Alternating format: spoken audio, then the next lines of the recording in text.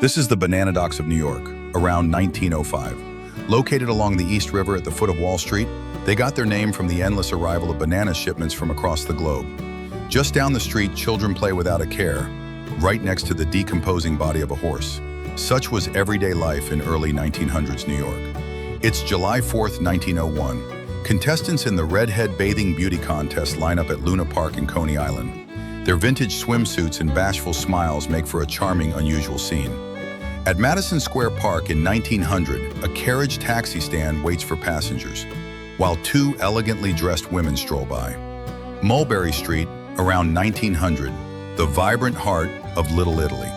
The sidewalks burst with energy, culture, and conversation. On Staten Island in 1898, a woman in a swimsuit poses beside a swimming instructor who bears an odd resemblance to Nikola Tesla, lying beside the waves. A narrow alleyway in Cherry Hill, Manhattan, 1888. A group of children poses in the shadows, surrounded by decay. In 1899, Snow Blankets, New York, figures wrapped in coats cross the frozen city in silence.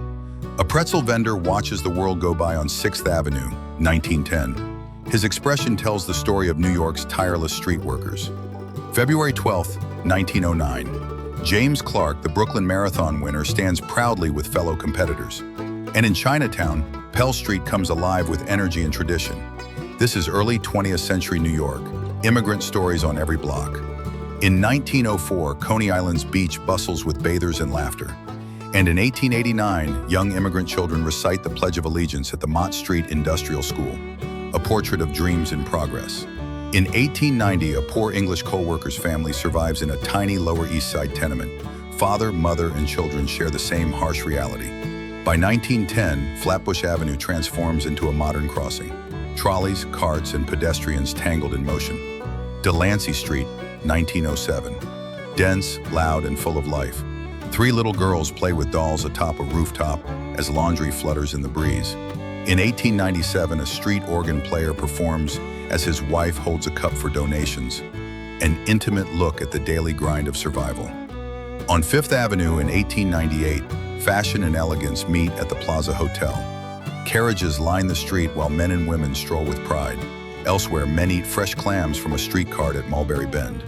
And just a few years later, Longacre Square would be renamed Times Square, forever changing New York's identity.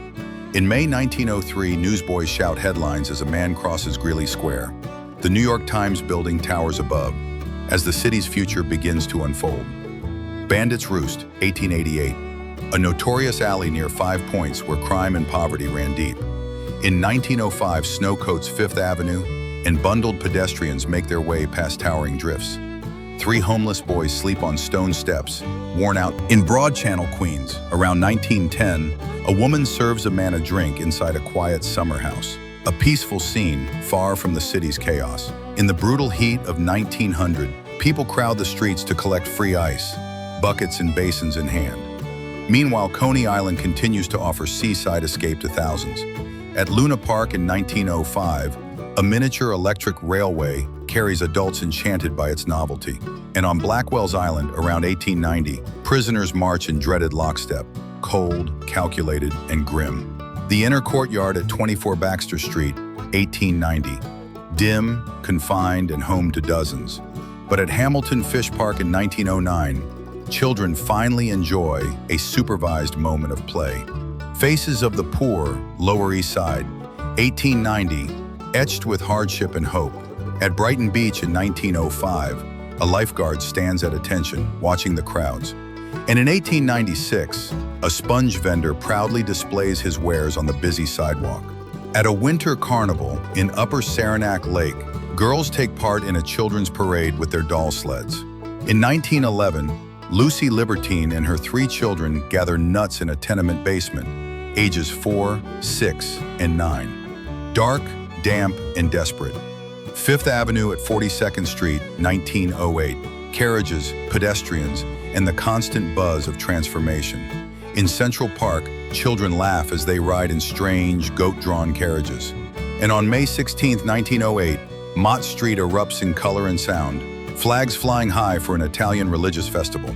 June, 1906. Percy Megagill and David Fassett stand proudly beside the REO Mountaineer on 162nd Street in the Bronx. They've just completed an 11,000-mile, 10-month journey from New York to San Francisco, an epic road trip before roads even existed.